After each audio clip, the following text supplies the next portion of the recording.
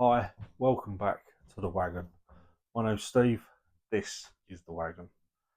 In this episode, we're going to be looking at Hornby live steam, and we're going to be continuing with the O gauge coaches. The Hornby live steam, I think it's fantastic. It got a really mixed review when it first came out, and many people, myself included, back in the day, we bought one and it didn't work very well. My theory behind that is it was because of the instructions that came with it. They don't really tell you how to operate it. They'll tell you how to set it up and they'll tell you how to get it started, but that's about all they do. So I'm going to show you how to use it. I'm going to show you how to run it, how to set it up, and then we'll do some footage of them running around. I love them. They make this place smell fantastic. Once we've done that, we're going to go back on to the O gauge coaches. I know people have been waiting for them, so we'll continue with them. What I am going to do, to save you having to look back through loads and loads of videos, when it's finished, I will put all the segments of the O gauge coaches videos together, and I'll put a video out. Don't know how long it'll be, but I'll put a video out showing the entire build, and then that'll be over and above my normal videos. And the plan is, hopefully, as we go through and I do more segments on different things, each one will be bolted together and put out as a standalone video to show you how to do that particular thing. So let's get on with the live steam. The live steam is not compatible with DC or DCC, so anything that has electrical items in it, whether it's lighting, whether it's DCC decoders, it all has to come off the layout because it can get damaged. It's a bit of a mission, but I like running the live steam, so we'll get on with that. We've got the mallard. We do have a little bit of a surprise a bit later, but we'll get to that. First thing we're going to do is we're going to prep it, and then we're going to get it running. So let's get mallard prepped. Get that out of the way because that doesn't need to get hot or oily.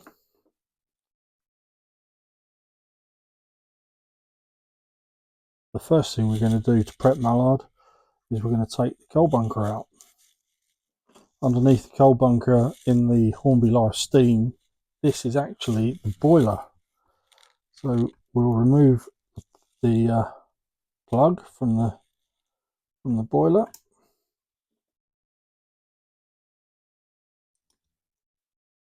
And set that down. We are using distilled water. It's what's recommended. It's actually recommended in any loco, steam loco. And these ones take 25 millilitres. The syringe is 10 millilitres.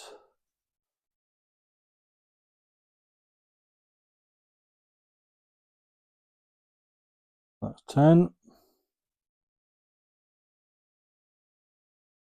It's 20. So if you can see inside there, be careful with the second one because it might overflow, which it hasn't. So we're going for up to 5 more millilitres. I've got 6 there, so it should overflow.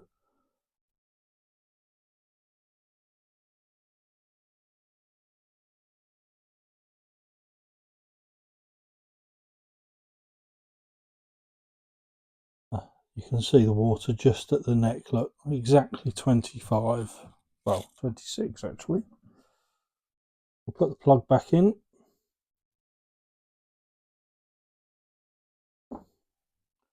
And we'll do it up.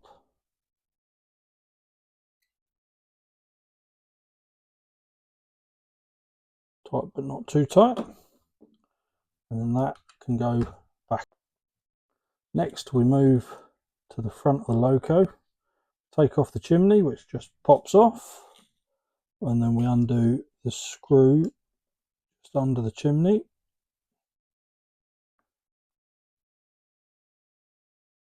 Put the screwdriver under it, put your finger on the top, and out she comes. This doesn't need much oil. You're looking at a couple of drops each run really. So we've got a tiny amount in there. Put it in.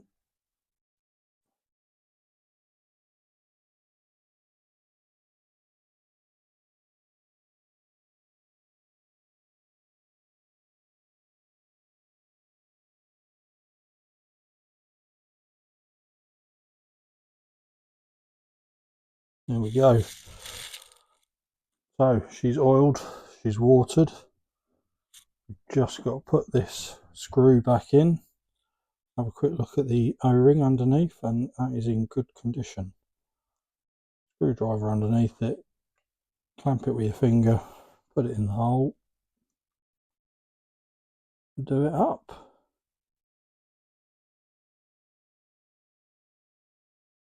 The next thing to do is put her on the track and get her powered up. So Mallard's on the track, she's ready to go, she's watered, she's oiled. All we have to do is switch on the controller by the switch on the back. Now we've got light on, we've got voltage, and Mallard has got a red light in the cab, so she is good to go. The Hornby live steam stuff is fantastic. It didn't do as well as I think it should have. One of the reasons why I believe is because the instructions on Mallard on the live steam stuff make it exceedingly hard to operate. They don't really tell you too much. They tell you how to get it started out of the box, and that's about it. The problem is when it finishes off its first run, generally it's moving and it will stop while the engine is actually trying to make itself move. And in order to get it steaming again, you have to put it back into neutral. And neutral is when the red light's on.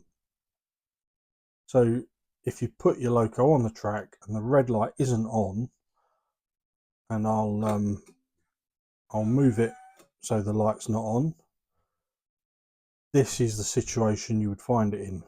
Red light's not on, it's not going to steam, and as soon as it does steam, it's just going to fly off. So all we have to do is take the controller, hold it across until we get the red light on, and as soon as the red light comes on, we let go of the controller. So red light's on, she's in neutral, she's ready to go. We'll put it into superheat, and we'll come back to you when it's done.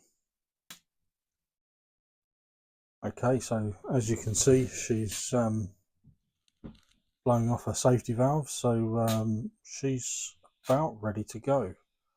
So we shall get her moving. We'll drop her back into notch 3 to stop her wasting so much steam.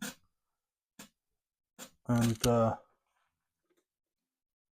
so because I had gone from forward into neutral, this light was on. So in order to go back this way, we have to take up the slack in the loco before it'll actually do anything. Now I know on Mallard, to take up the slack, I have to do this about 9 times.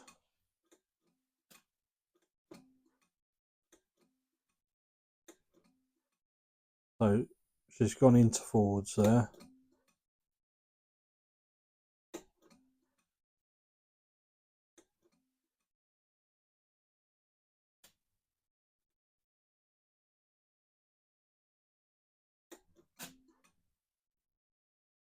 Now she wants to go. Now, one thing to bear in mind is that if we just have her on her own running away, she will go off like a bat out of hell.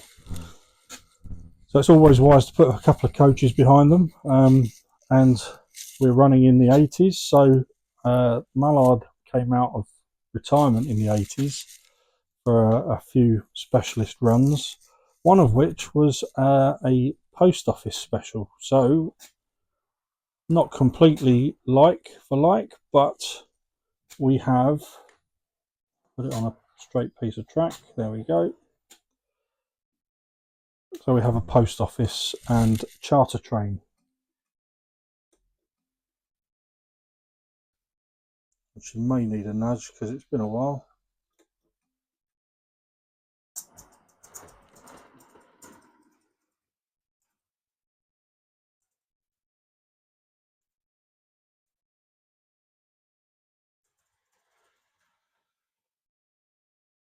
And there she goes.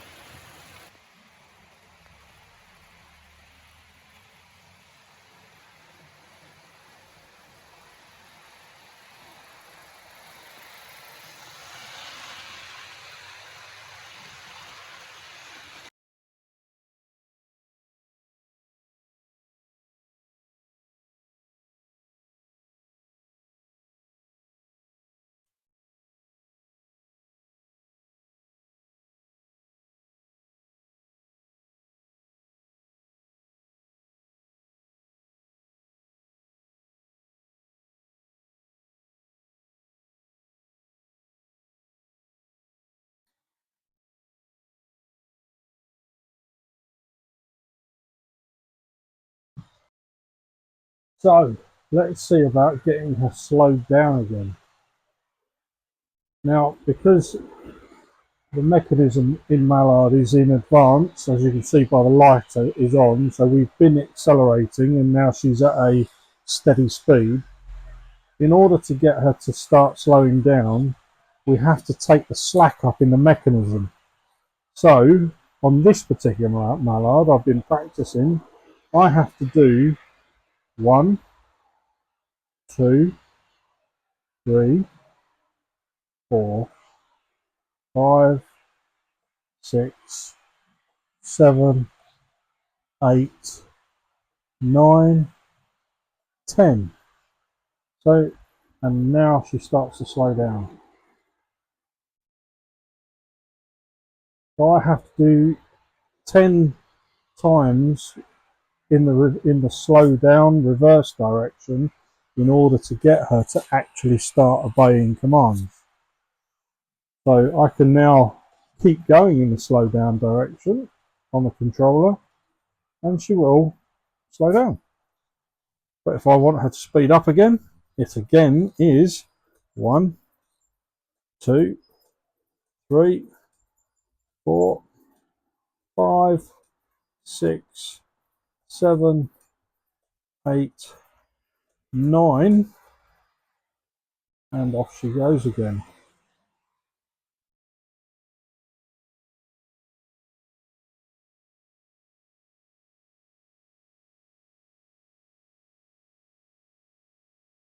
So it's all about knowing your loco. They are easy to control, they are fun, they smell lovely, you could eat it. But yes, it's about knowing your loco and knowing how to look after it.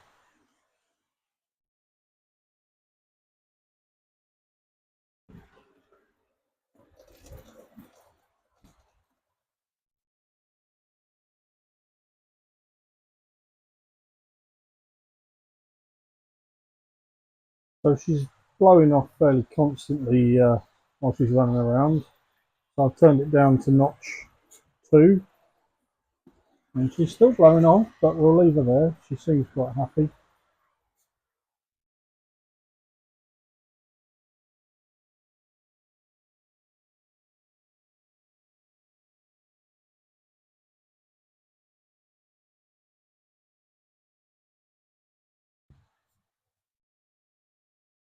So here she comes. We'll speed her up a little bit.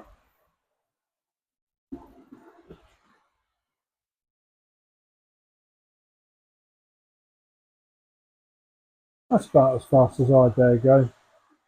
I don't want her coming off on any of the corners. That's probably a little bit rapid for me. So again, we'll slow her down. 1, 2, 3, 4, 5, 6, 7, 8, 9, and now she will start to slow down. I'm going to flick the controller again, and she's starting to slow.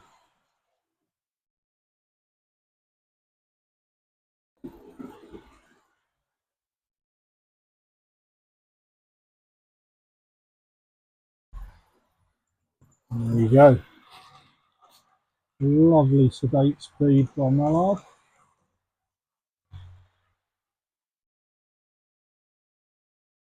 Fantastic. It smells absolutely beautiful in here. So she's in the slowing down direction on the controller. So if I continue to come this way, she will just continue to slow down. So let's see if we can stop it at a decent place in the station.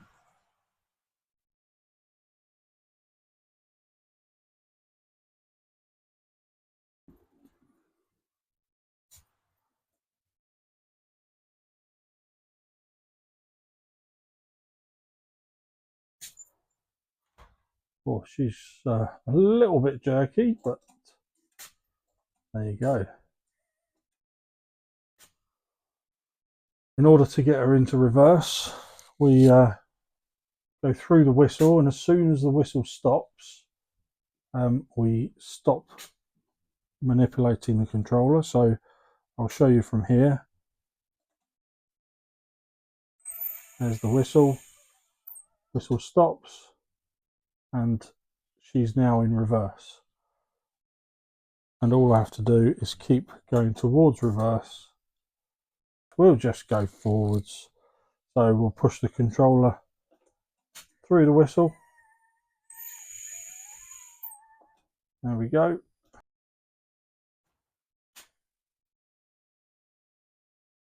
I think she's got a tight spot.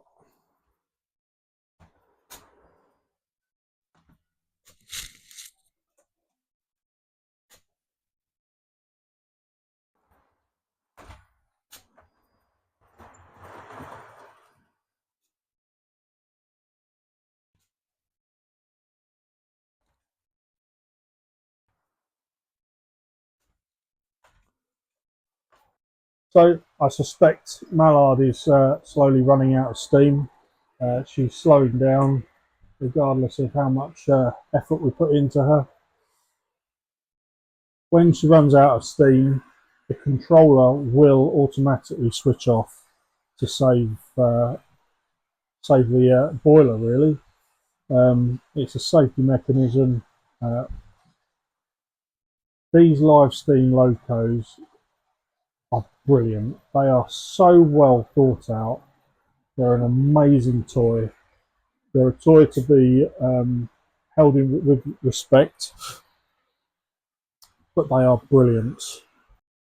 The instructions don't really tell you how to operate it. They don't tell you about the idiosyncrasies of the locos, and they're just, once you work it out, they're fantastic. We'll let the mallard run round and use up its water. The controller will turn off when it does, and then we've got something a little bit special, and we'll get that out and we'll show you that one.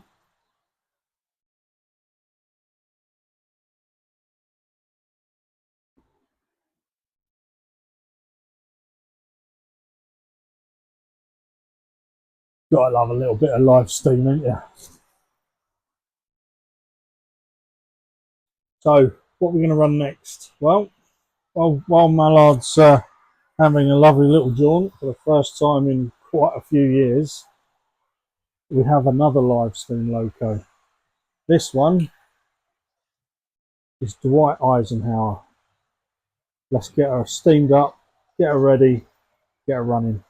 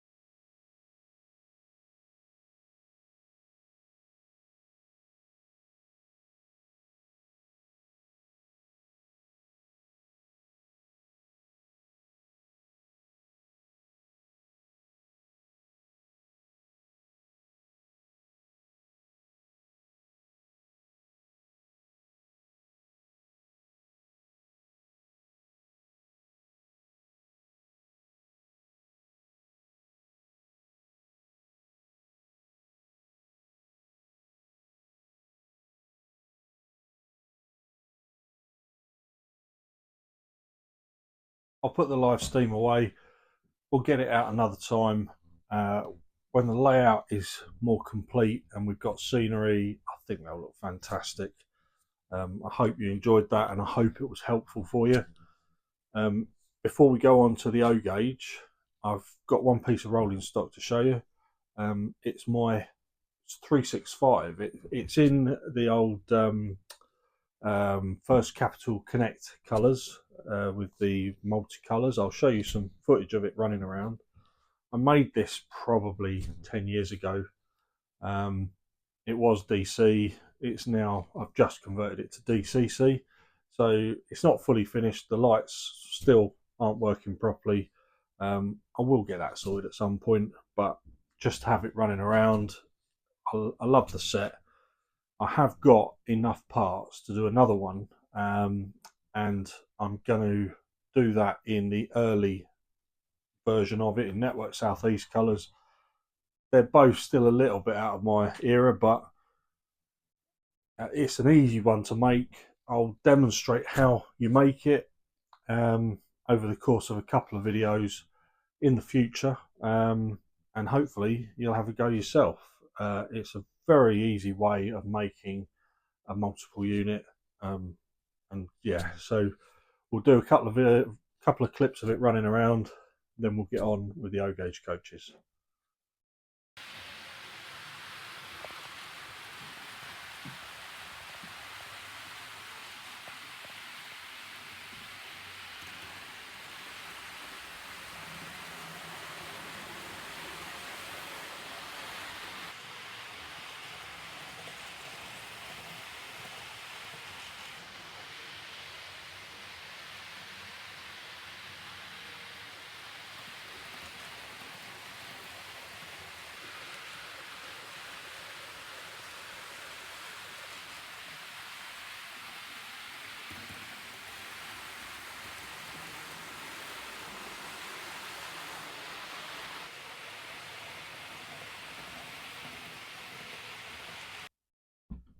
I hope you like that 365, made from 2 Hornby 466 networkers. Really easy model to make, fantastic for a beginner if you want an EMU. I will make a video in the future of how to do that, because I've got enough parts for another one, so look out for that coming up. For now, let's get on with some O gauge coaches. Hello, welcome back to the wagon workbench. We're going to continue the work on these Triang Mk2 coaches to turn them into hopefully a decent representation of a Mk2 air-conditioned coach. We will cut these up in a moment, but before we do that, we'll talk about how we're going to cut them up. And wait. There is something else to mention. As you know, we're doing various gauges. We've got 00 here in the wagon. We're doing O gauge on the workbench. In the future, we're going to have 009. We've got a nice little 009 layout that I need to progress, and all the stock that comes with it. We also have gauge 1. I have 1 gauge, 1 loco. Obviously, it's a Deltic. I didn't buy it for any particular reason, apart from I love Deltics, as you probably know, and it's the biggest one I could find. It took me about 10 years to build it. I'll go into more detail when I show you it. The reason I'm saying this is because it only comes out once or twice a year, and that is for my good friend Ivan's Garden Railway Open Day. He does 2 open days a year. They're for charity. It's for donations as you go in. There's teas, coffees, cakes. It's run by Ivan and Sue. They are the most beautiful people you will ever meet. They are fantastic. Ivan loves his railway. He loves showing people around. You'll always spot him because he wears his station master uniform while the open day's on. I will be there with the Deltics. If you look them up on YouTube or Facebook, it's Little Paxton Garden Railway. Please have a look. The dates of their open days are on there. I will remind you nearer the time, and hopefully come and say hello, come and have a look around the layout. I'll be annoying everybody with my horrendously noisy Deltic that doesn't pull much, but we'll go with that another time. Yeah, come and have a look. Have a look at Little Paxton Garden Railway on Facebook and YouTube. Subscribe. Ivan is a lovely, lovely man. And hopefully we'll see you at Little Paxton Garden Railway. Let's do some O gauge coaches. I have a few bits of paper to try and demonstrate, in my view, the best way to cut these up and to maximise the use of these coaches. So we're going to use the windows as our markers. We've got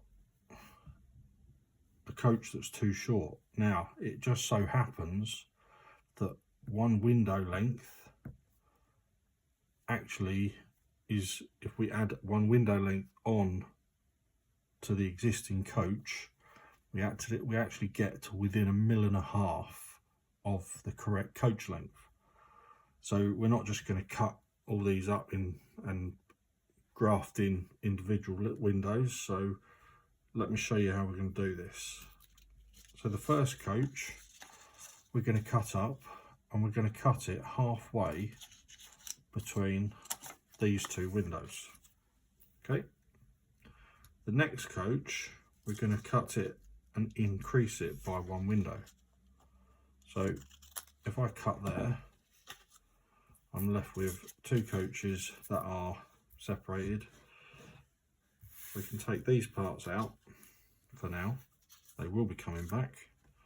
And if we add this together, that within about 1.5 millimeters is the correct window spacing. So if we do the same with this one, and we increase it by 1 window, we add that, we then have our next coach. And we keep doing this all the way down the coaches. We increase it by 1 window, and we add it to the last one. Same again, increase it by 1 window,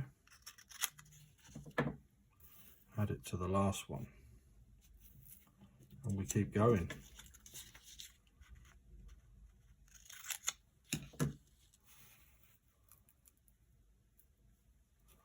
What we're normally left with is a couple of ends, and we have to be careful on this last one, because on all the others, all we have to do is cut halfway between the window frames. On here, that gap there is actually smaller than these gaps, so we'll measure exactly what halfway is from here, and we'll cut that here, which will actually take us closer to the door. It's not exactly halfway, and we add that. So we end up with what's left is 2 ends, and out of 7 coaches we end up with 6 complete, almost the correct length.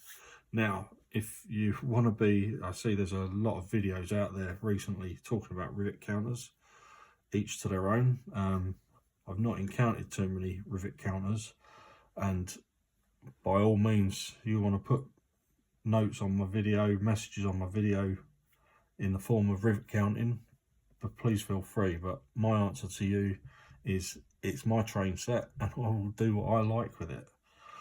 Within 1.5 millimeters, if you cut it up like this, you'll end up with a set of coaches that are the right length. And if somebody looking can spot 1.5 mil short on a O gauge coach, then fantastic, they're better than I am.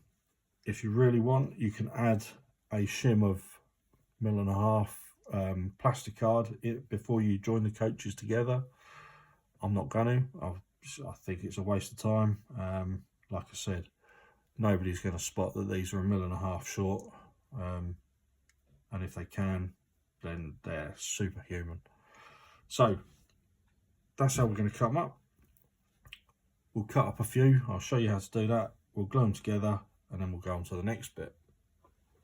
For this bit, we're going to need a scribe and a square. On the original coaches, and you can still see them, hopefully you can still see them, you can see these lines here for the old roof ribs.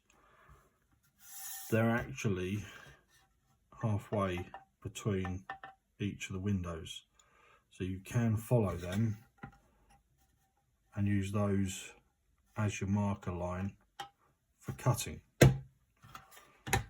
So as we did on our first one, let's turn this over. We're going to cut the first coach. Is going to be, I'm not going to do my first cut here. First coach is going to be cut halfway between these window frames. The next coach is going to be cut halfway between these two, and when we put them together, that part and that part will make a correct length coach. So our window frames are 11mm. 11mm exactly, actually. I was going to get my vernier out, but it's got a flat battery. So 5.5mm is there. Take our screw out. It's always nice to have somewhere to balance the end of it. Make sure it's flat against the bottom of the coach. They're fairly square. Don't allow it to. Can you see how it's moving? If I let it rest against this portion here, so we won't do that. We've got 5.5mm there. Now on this bit where it tapers away, if your scribe is like this, you will end up with a curved line that will curve in that way. If your scribe is like that, you will end up with a curved line that comes out that way. So, watching the scribe,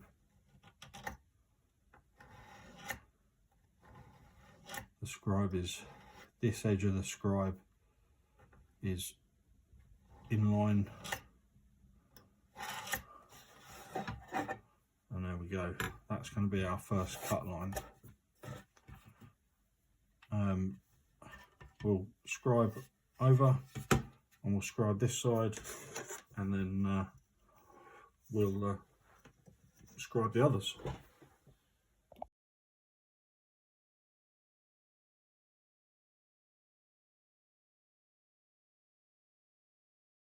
Okay, so these two are scribed. Now we're going to get brutal again. I'm going to take a saw. I've got a nice fresh razor saw here, so that should work fairly well. Remember, in any thickness, you can use a hacksaw or even a junior hacksaw, but the more material you remove, the shorter your coach is going to be. And when we're already looking at 1.5 mm short, we don't want to be taking another millimetre out by using a thick hacksaw blade. This looks brutal, but it's going to be fine, trust me. Ooh.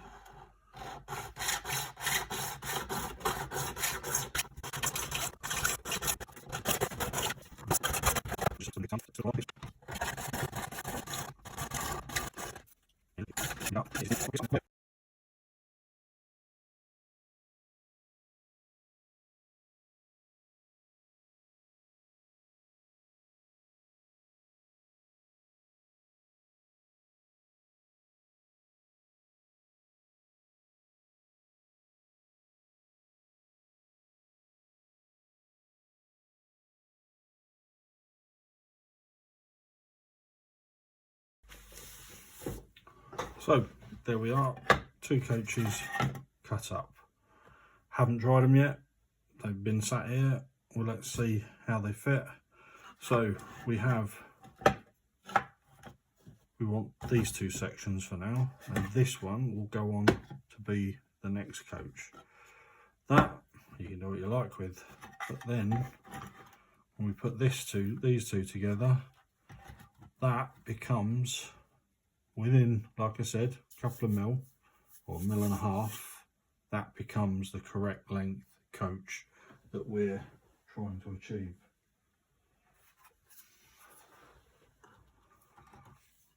And that is exactly how this coach was done. So next thing we'll do is we'll join them together, and we'll put in some supporting strips to help hold it together, but we will do that in a way that supports the inner floor for the next bit. So that will have to be measured, and equally we'll fill the windows in as well and the doors. So let's move on to that bit. So, piece of sandpaper on a flat surface. Make sure it is flat first and not wreck the job.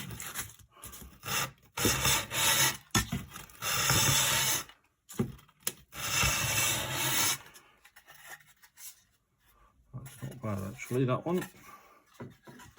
Let's do that way, shall we? Oh, look at that.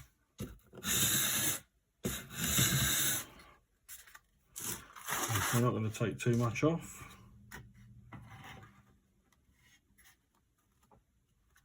That is not a bad fit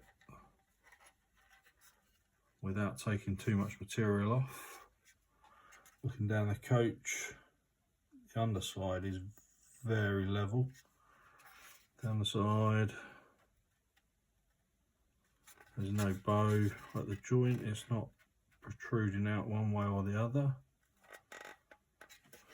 It sits on my flat surface quite well, and I can use the lines in this surface to make sure that the coach is straight and not pointed off in, not this joint hasn't made this end point off in one direction or the other.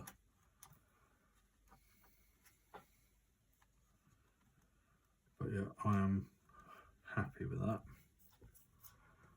We'll clean up the joint and then we will glue it.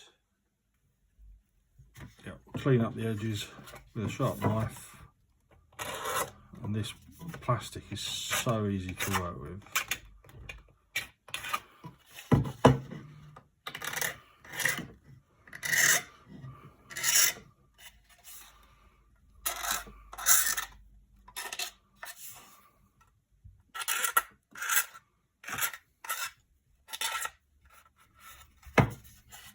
There you go. That's deburred. You can see the burrs on here that we're trying to get rid of. Look, literally a couple of scrapes.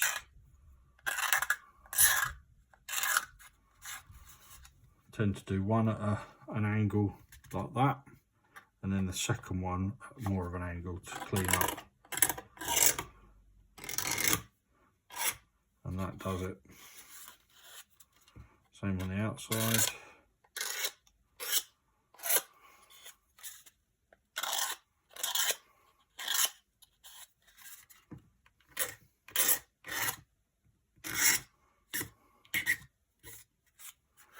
And quick feel, yeah, all good.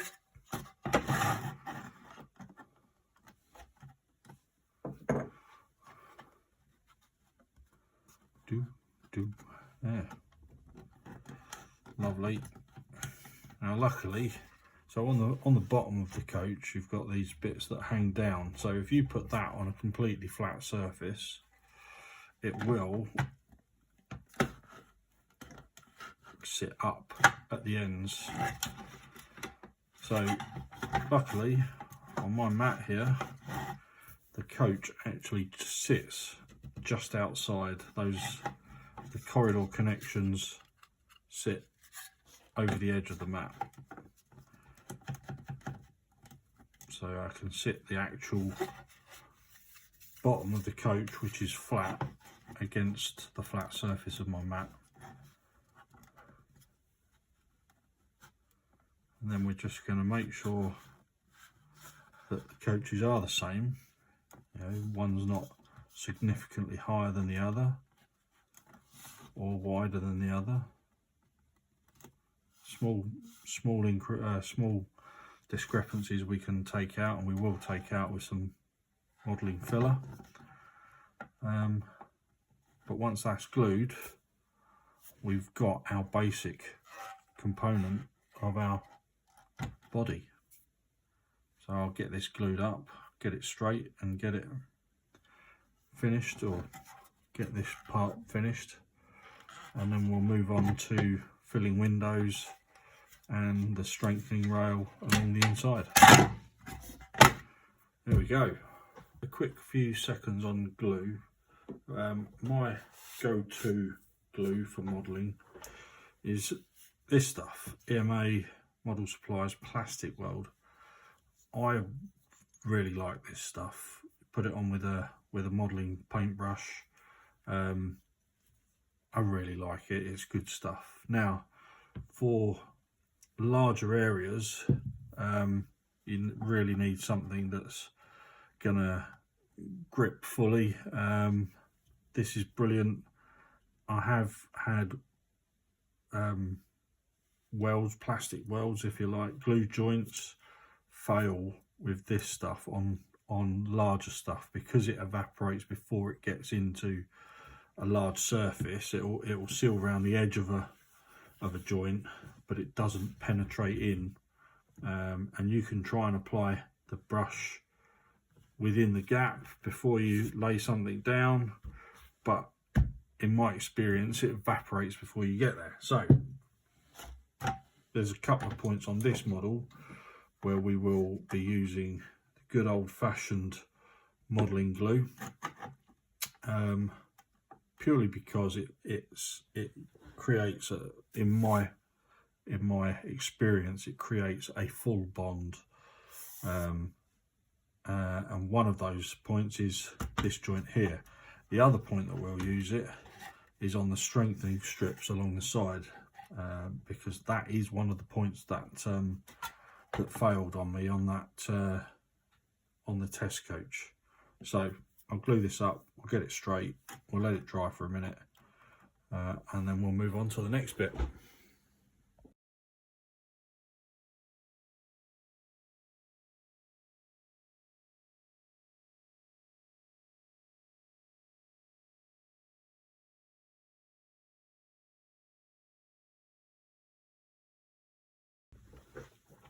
And there you go. So she's glued, or she's drying anyway, and I've put a couple of short strips in there using the EMA plastic weld. It's fairly flush. I can feel an ever such a slight raise on this side, but that's not a problem, we can deal with that. Sides are good, bottom's in line, it's straight, there's no bow, it doesn't kick out either way, up or down. So I'm happy with that. That's a good coach. I'll get the rest of them done, and then we'll come back and we'll do some windows next. As a side note, I just want to show you my BG that I've been making. This is from Easy Build, an Easy Build kit. It's fantastic kit to build.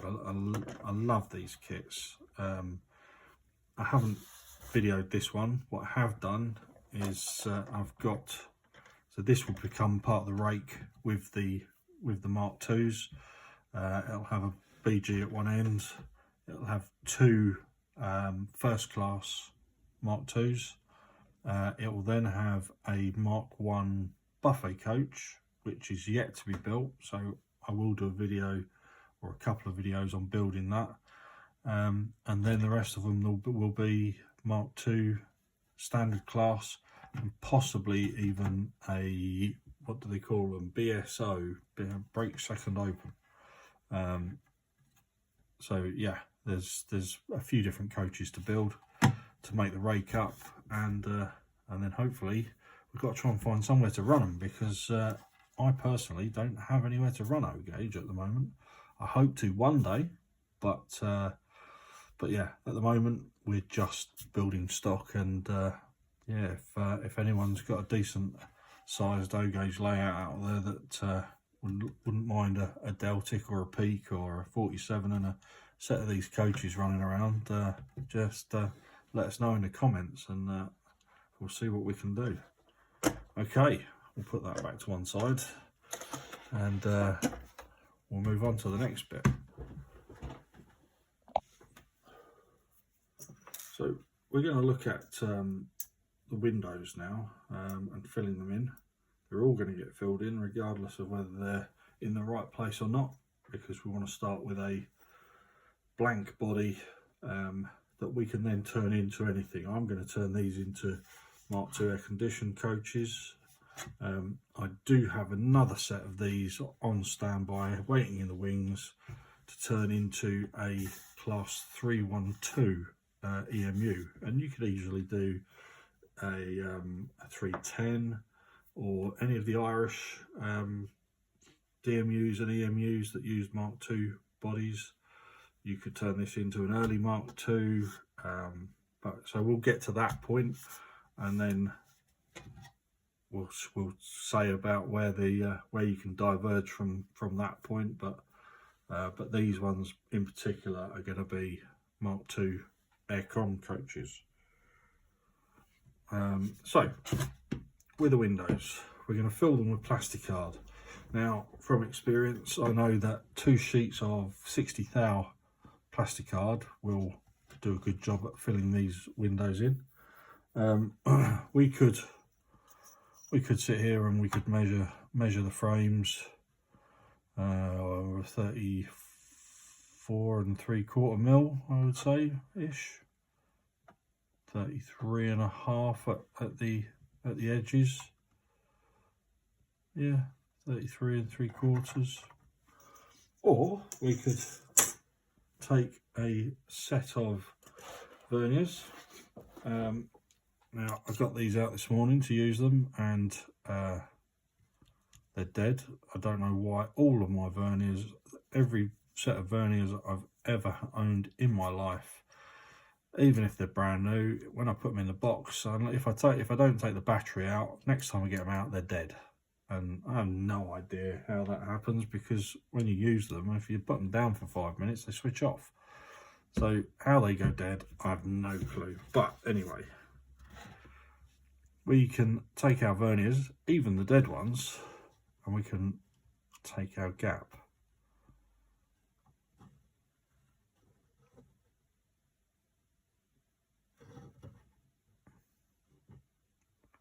And then we can lock them off. And we'll make sure that we're fairly consistent. That's a little bit tight, that is. So we'll release that off. Take a tight spot. And we're looking at, and there's the odd one that's got a tight spot, but yeah, that's fairly consistent all the way down.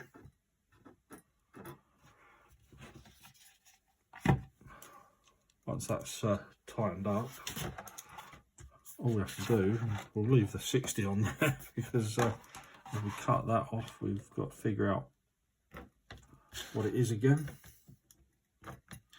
And we put 2 scribe marks on there, keeping the vernier as level as possible, so it doesn't want to be touching your board on one side. It needs to be as high up the side of this as possible to get a decent reading, and then we just put a score.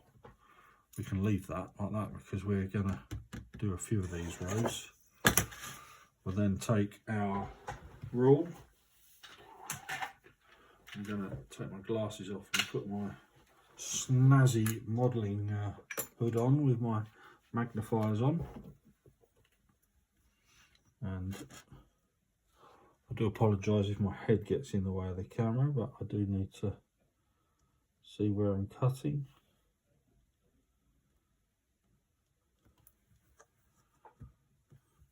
Make sure your fingers are away from the edge of the ruler or the rule. I have gone through a nail on several occasions in my life, so a nice light line to start with. Because if you gouge into the first line, you will find that the rule will wander. And I'm happy with both of those. And then we can work our way through it. You don't have to go all the way through. If you've got a sharp knife, it might only take a couple, but once we've got a decent scribed line, we can fold it. And we're left with a lovely straight edge and another straight edge. There's a couple of little bits on there that are poking out. and with a very light sand, as you can see, that fits that hole fairly well. I'm quite happy with that, and we can pick any of them. There's a bit of tight spot in that corner, but yeah, that's a fantastic fit. Always worth having a set of verniers about.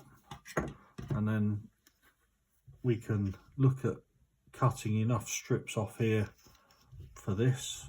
So we're looking at probably a strip and a bit to get all of these done by the time you've taken out the window gaps. So I'm going to cut off 2 or 3 strips off this plastic card in the same way, and then we can take that measurement off the vernier, go to the height, the width measurement of the windows, and then we can do the same on the widths. So I'll get these cut up and then we'll do the next bit.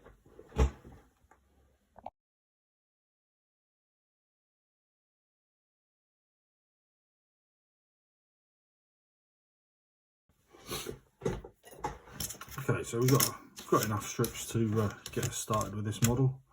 We are going to neaten them up, the edges, but for now we'll bring our verniers back in, take a window width,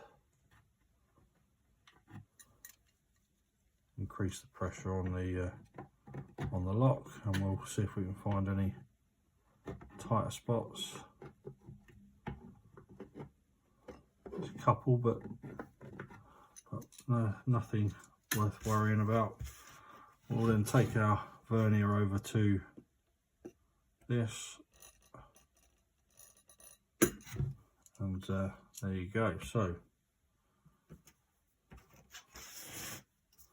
there's various ways of doing this. You can use a mat to get this square. You can line your edge up along a mat and then put your rule along a line. Don't even have to be on the line. You can be, I can see the gap between the edge of the rule. That one's slightly smaller than this one, so we'll turn that. There we go.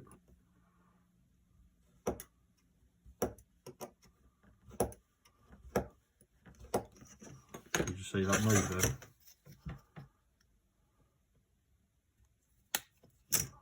And we have our first window aperture, and it's ever so slightly long on that one, but you can try it on a different window and that fits in there beautifully.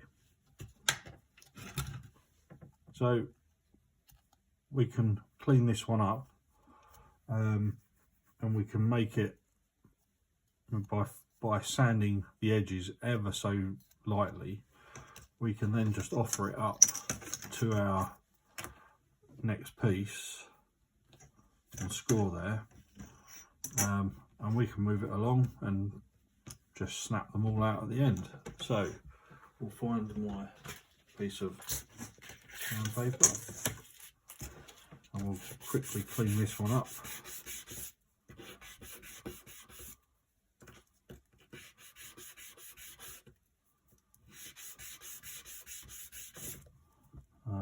A good look at it, make sure it's all good. Yeah, not bad, not bad.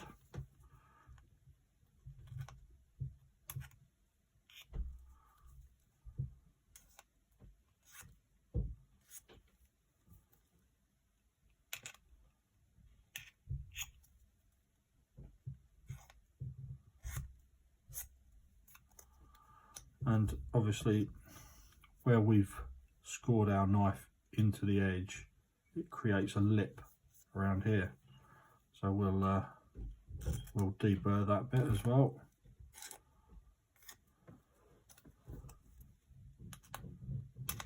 And then we'll move on to the next bit. So we know that this now fits beautifully in most of the windows.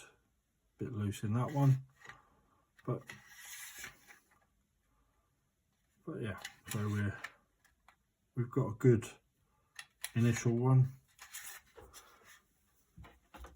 and the plan is that we now take this, find the flat edge. I don't know if you can see on there where I've run the knife, where I've cut them, there's quite a lip on there.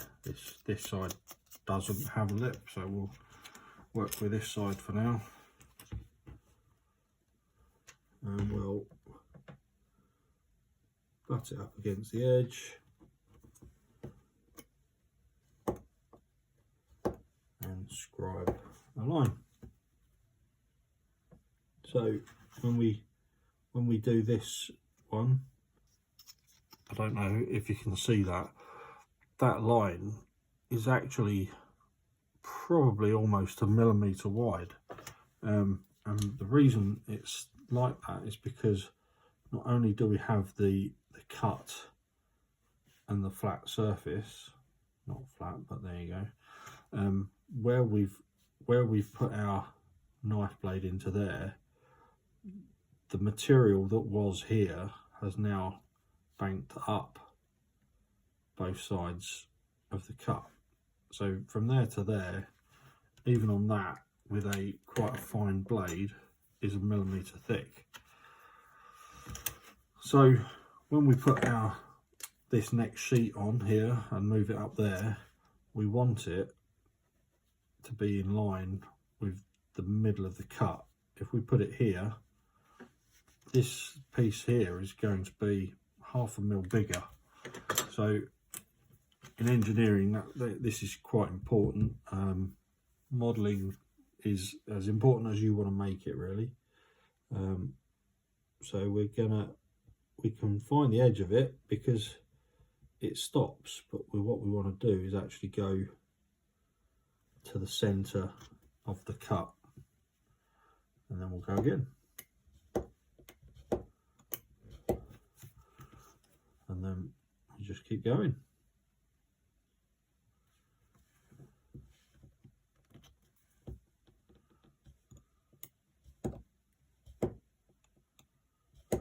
We're going to need tons of these, so we'll just get all these cut up, and then I'll come back to you.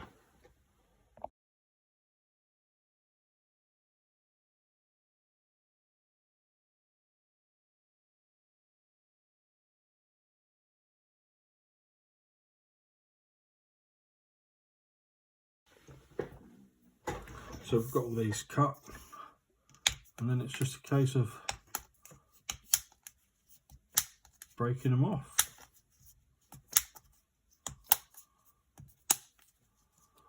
Now, one sheet we have 8.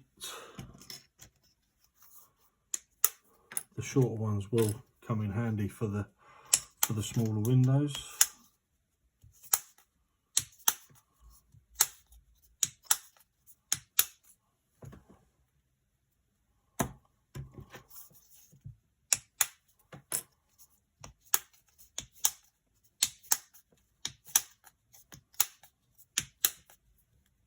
There we go.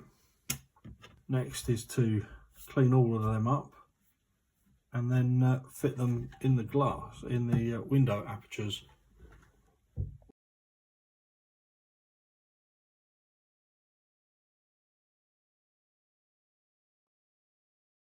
Okay, let's try this again.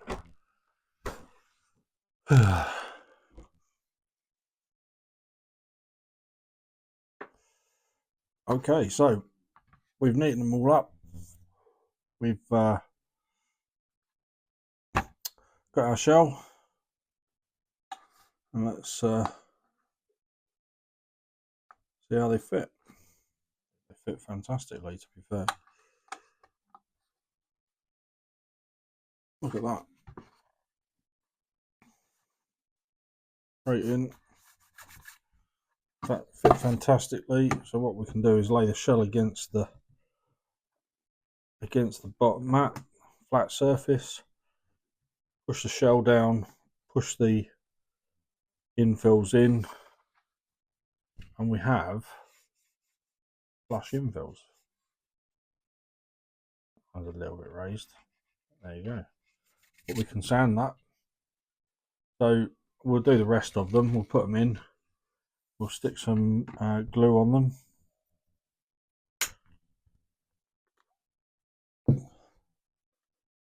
And so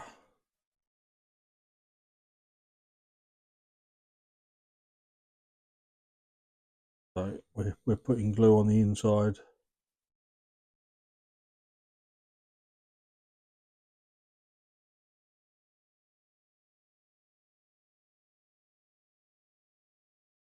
Like so. We'll put some glue along that bottom edge on the inside.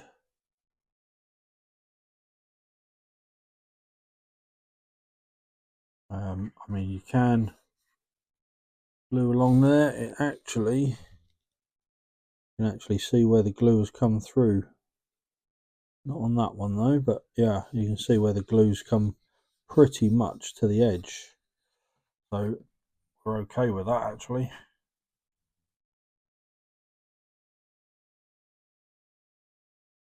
And I'll put the first layer in, and as you can, as you might be able to see in there, when we put the second layer in, you can see I haven't put it in fully, but you can see it's almost flush with the inside of the coach. So I'll fill the rest of these, and then I'll come back to you.